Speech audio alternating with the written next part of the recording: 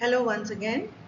In this video, we shall talk about the functions of human resource management. Now, human resource management functions can be categorized under managerial functions and operative functions.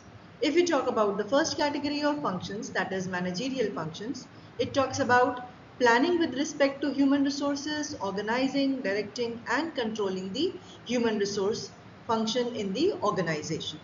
When we talk about these operative functions can further be classified under procurement, development, motivation and compensation, maintenance, integration, and emerging issues.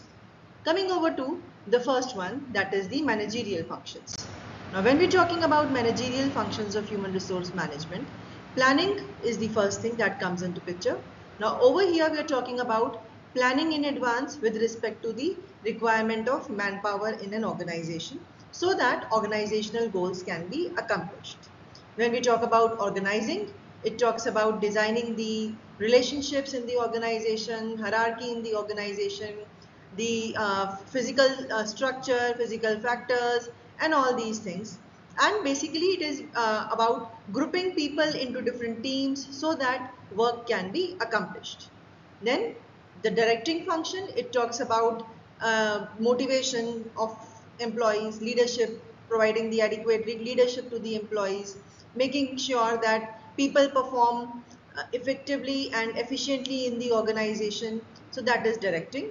And then controlling is basically keeping a check on the activities of employees, making sure that whatever they are doing, their behavior is in line with the enterprise's vision, mission, goals, so that if there is any kind of deviation, that can be checked and corrections can be done if required.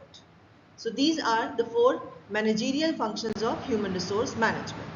Coming over to the operative functions of human resource management, when we're talking about operative functions, the first one is procurement.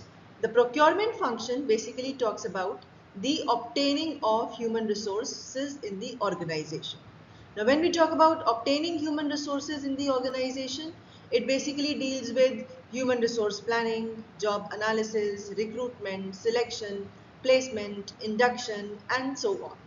So all these activities are part of the procurement function of human resource management. When we talk about development, development basically aims at imparting the KSA to the employees. KSA stands for knowledge, skills, and attitudes. So, providing the right kind of knowledge, imparting them the skills, and developing the right kind of attitude so that people can work harmoniously in the organization is very necessary for proper job performance. So for this purpose, organizing and conducting training and development programs of the employees, giving them career growth opportunities, designing their growth trajectories in the organization. So that part comes under the development function of human resource management. Then the next function that is part of human resource management function is the compensation. Now this compensation basically deals with the salaries of employees, designing the wages, salaries, compensation packages in such a way that it is at par with the industry standards and it is also sufficient enough to motivate the employees. So designing adequate and equitable remuneration packages for the organization so that it is with in par with industry standards and it is suitable for employees as well. Then the next thing is integration. Integration is basically over here talking about reconciliation of individual goals, societal goals, as well as organizational goals. As we discussed earlier in our previous video regarding the integration of these organizational, societal and individual objectives. So integration is a function which basically makes sure that there is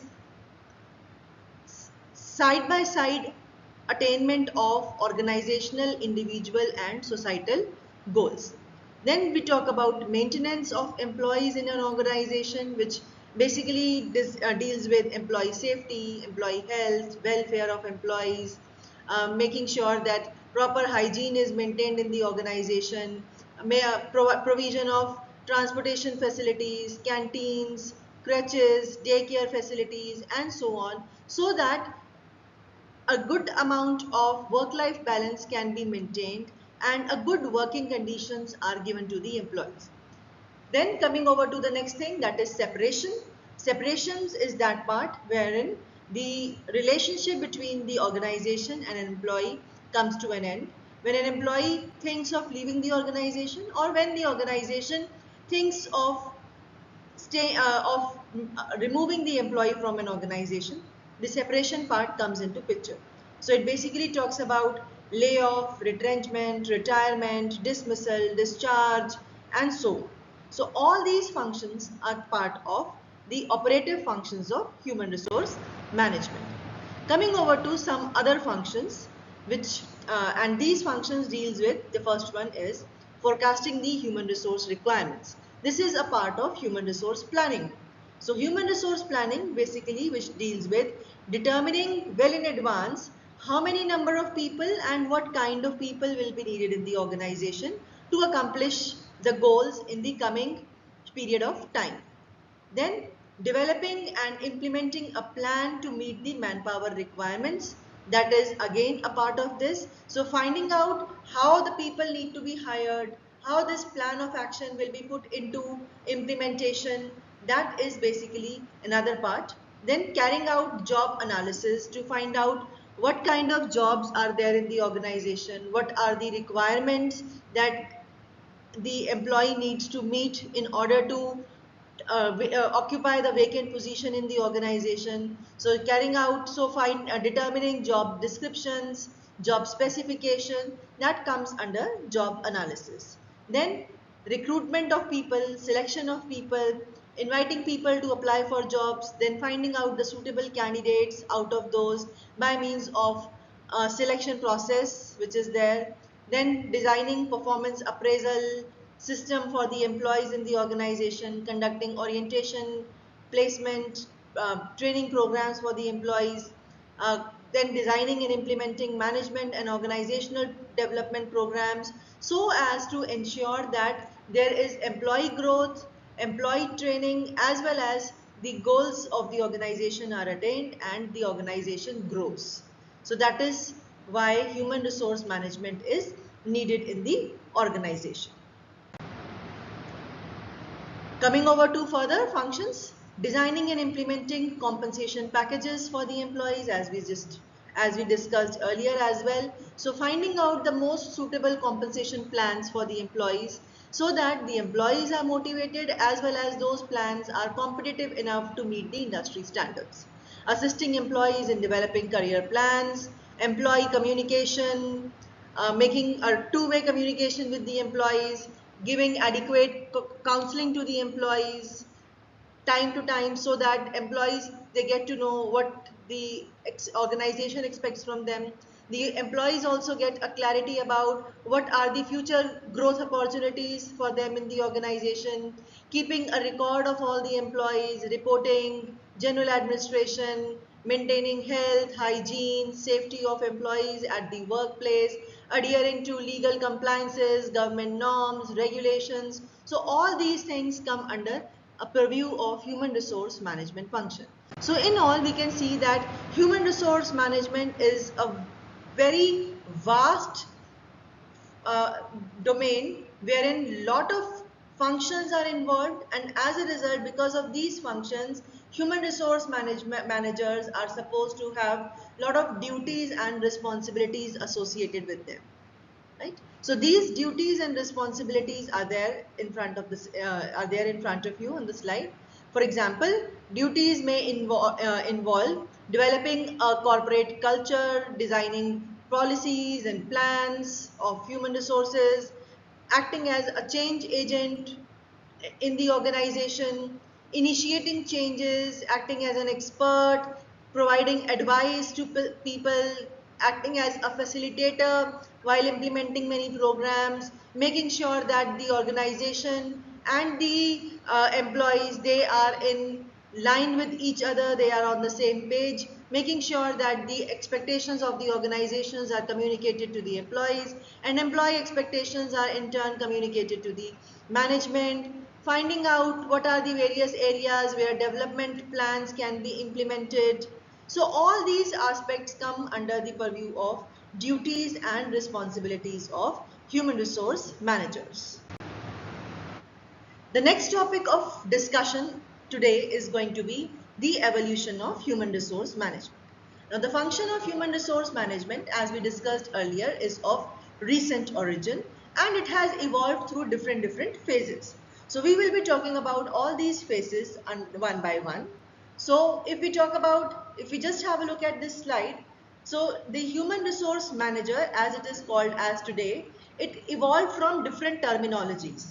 The initial concept, it was of basically a welfare officer. Then it changed to the labor manager, personnel management, human resource management, and nowadays we talk about human resource business partners, people managers, human capital managers. So this is how the terminology has changed over a period of time. Now, when we talk about the evolution of human resource management, HRM has evolved both in India and all across the world over a number of years, and over so many eras and so many revolutions have taken place. So there have been a lot of changes through which this concept of human resource management has evolved. So these are some of the stages. The first one is industrial revolution, trade unionism, social responsibility era, scientific management era, human relations era, behavioral science era, systems approach era, and contingency approach era. So these are some of the stages through which human resource management has evolved. Now let us talk about all these stages one by one briefly. First one is industrial revolution. Now this industrial revolution basically happened in Western Europe and USA during 1850s. During this time, a lot of changes were taking place all across the world. The production processes were changing. Before industrial revolution, cottage system used to be there, wherein people used to work from their homes by making use of simple tools and equipments. But because of industrial revolution, machines were brought in, factories were set up, technology was incorporated into these factories. Workers were now treated like machines or tools. They were not at all treated like human beings. The working conditions within which the workers were working, they were very poor working conditions. Employers were keen to meet production targets rather than satisfy workers, and even the government did a little to protect the interest of workers. So overall, there was a lot of exploitation on part of workers, long working hours, no breaks, no holidays, uh, poor working conditions, no hygiene, no health, no safety, lot of production targets to be attained, people working in continuous shifts day and night, they were not paid adequately. Lot of women and children were also working in factories without adhering to any kind of rules and regulations and government norms. So in overall, the condition of workers was very poor, and moreover, the entire emphasis was on meeting the production targets, and nothing was done for the welfare of workers. So workers were just treated like factors of production. They were not treated like humans at all. Then came the trade unionism. Slowly and steadily, the workers started realizing that it is important to safeguard their rights and their interests. Some of the trade unions, they started forming during this era. In India also, a Trade Unions Act 19 was passed in the year 1926. So basic philosophy of all this change, of all this unrest, was to safeguard the workers' interest and to sort out some of the problems like child labor, long working hours, poor working conditions that were highly prevalent during the previous era, that is the Industrial Revolution era. So a lot of trade unions were formulated, and these trade unions, they were fighting for the rights of workers. They were conducting a lot of strikes, lot lockouts, protests, demonstrations, in order to make sure that their wants, their demands are met, and whatever they are saying, it goes into the ears of the management. So they resorted to various kinds of non-violent activities as well. So these activities of trade unions, basically it gave rise to many practices that are still being used today as part of integration function of human resource management. These practices include collective bargaining, grievance redressal, arbitration, employee benefit programs, and installation of rational wage structures. So all these things made sure that whatever working conditions are given to employees, wages or salaries, whatever they are decided for employees, they are able to satisfy the workers as well.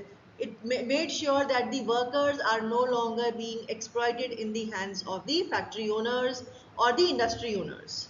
So these things were incorporated because of trade union era. Then came the next era, that is the social responsibility era. Now, social responsibility era was basically propounded by Robert Owen, who was a British industrialist, and he is considered to be the first to adopt humanistic and paternalistic approach towards workers working in the industry. He viewed that the social and economic environment influences the workers' physical, mental, and psychological development. So his philosophy was that the owner of the industry is like a father and the worker is like a child. So Robert Owen was basically one of the first person who adopted a humanitarian approach towards people. Before this, people were simply treated as one of the factor of production and as a machine. They were not being treated as humans at all. So he practiced many things, for example, reducing the number of working hours, providing housing facilities to workers, providing education to workers as well as their children. So overall, he was admired for giving a fair and human treatment to the workers in working in factories. Then came the next era called as scientific management era. F.W. Taylor is considered to be the father of scientific management. He gave four basic principles, and these are the principles of scientific management. The first principle said use of scientific methods in setting work standards. Now, till now, whatever timings or working hours were set for the workers, they were not set on any rational basis. There was no rationality or scientific logic or reasoning behind these things. So he emphasized that whatever timings or other things are set, whatever targets, production targets are set for the workers, they should be done on the basis of certain scientific methods. He further promoted making use of scientific selection and placement of workers according to their abilities, according to their skills, and he also incorporated the provision of training the workers so that they get to know how to work on machines and how to work more productively. He further emphasized on division of work and responsibility between management and workers, which ultimately led to specialization. He further promoted harmonious relationships and close cooperation with the workers. So his study basically focused on physical characteristics of the work as it responds to routine and clearly defining the jobs of employee. Motion study, standardization of tools, equipments and machinery, and working condition, and incentive wage plans with differential piece rate of wages. So he basically talked about setting conducting scientific time studies and motion studies. The purpose was to make sure that the time allocated to perform a particular task is done on some rational basis. He made sure that unnecessary movements and fatigue must be avoided at any cost. The kinds of tools and equipments and machinery that the people were using to perform their tasks, that was standardized to make sure that whatever people are doing, whatever people are producing, that is of some standards. And finally, incentive wage plans were designed to motivate people to work better, to perform better, wherein incentives were also incorporated over and above the wages which are given to the workers. Then came the next era, which was which played a very important role in changing the attitude towards the overall human resources working in the organization. So between 1925 to 1935, Hugo Munsterberg, who was a psychologist, he suggested the use of psychology in selection, placement, training, and testing of employees in the organization. And during the same time, between 1924 to 1932, Elton Mayo, he is supposed to be the father of human relations era. He conducted a series of very important experiments at Hawthorne plant of Western Electric Company in USA, and these experiments have been famously known as Hawthorne experiments. Some of the major findings that were formulated, that were drawn from his experiments are: first, physical environment should be good. So he emphasized on the fact that providing good physical environment, good physical infrastructure to the workers is very important to maintain good productivity. Next thing that he emphasized was favorable attitudes of workers and work team towards their work. He focused on the aspect that feeling of that the workers and the teams, they should be having good feelings toward the job and toward the organization wherein they are working. He also focused on fulfilling the workers' social and psychological needs. He assumed that people are humans, they are social in nature, therefore they have their social needs as well as psychological needs which need to be met while they are in their workplaces. So last but not the least, he also focused on saying that workers can be motivated through job security and such other things. And if they are free to express their opinion on matters related to their jobs, then workers will definitely feel motivated. Some of the experiments or studies conducted under the human relations movement, they are they are the some of these experiments. Control relay assembly test room experiment was conducted, then illumination experiment was conducted, and such other experiments were conducted. But for example, one of the first experiments that were conducted was illumination studies. The illumination study basically focused on measuring the workers' output depending on the change in intensity of light. It basically aimed at finding out whether if a physical factor like intensity of light, if it is increased or decreased, whether it has some kind of impact on the output of the worker. Now, the conclusion was light intensity has conclusively no effect on the output. So, each change, whether increased or decreased, resulted in higher output and reported greater employee satisfaction. So, this experiment basically denoted that employee productivity is not dependent on the increasing or decreasing of intensity of light. Another experiment was carried out called as relay assembly test room experiment. Again, in this experiment, lot of other factors of production like pay, incentives, length of work day, work week, rest periods, company sponsored meal. So all these things were varied to see what was their impact on the output of workers. So most changes resulted in higher output and reported greater employee satisfaction. So it could be concluded from these experiments that experiments yielded positive effects even when a negative aspect of these factors of production was there. So ultimately it was realized that the workers were put into small groups, so they tend to develop a social bond among themselves, and it was this social bond which helped them in satisfying their social as well as psychological need, and as a result the productivity of workers and the satisfaction of workers was greater even if any of these factors of production was reduced. Similarly, other experiments were carried out which again emphasized on the fact that the human relations play a very important role in the behavior in the productivity that the workers have in their workplace. Then we move on to the next era, that is behavioral science era. Now this era was concerned with social and psychological aspects of human behavior. So some of the important elements of behavioral science era were: individual behavior is linked with group behavior, informal leadership rather than formal leadership plays a significant role in managing the behavior of employees. Motivation by self-control and self-development is important.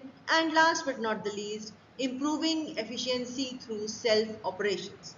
So this was the behavioral science era, which basically emphasized on the behavioral aspects of employees working in the organization. Moving towards the end, the systems approach era emphasized that an organization is a system that comprises of a power subsystem, social subsystem, and technical subsystem. And all these things work together in integration with each other to form a bigger system, which is an organization in itself. And all these subsystems are dependent and interrelated. Last but not the least, that is the contingency approach era.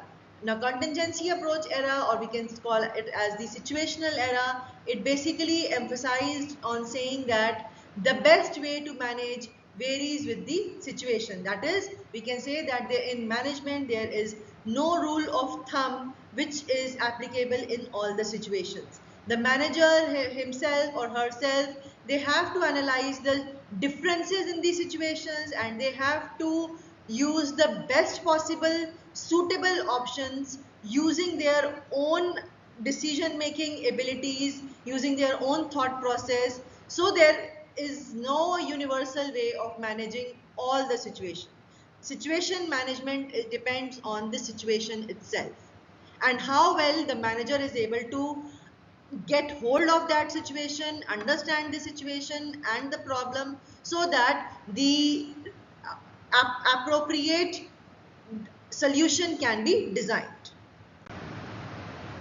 So this is how human resource management evolved over years. Coming over to the last part of unit number 1, that is differences between human resource management and personnel management. So before the concept of human resource management, it was the human resource management function was called as personnel management function. Now in this particular topic, we will be talking about differences between personnel management and human resource management. Some of these differences are written there in front of you. First, talking about the first difference, human resource management aims to form long-lasting relationship with the employees.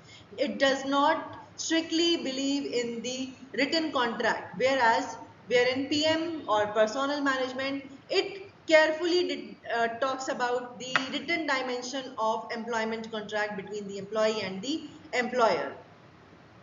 The guide to management action are the strict procedures, whereas human resource management is more flexible in nature. It basically makes use of the values of the organization and mission of the organization to keep a check on the behavior of employees, whereas personnel management makes use of norms, customs, and previous practices to guide the behavior of employees.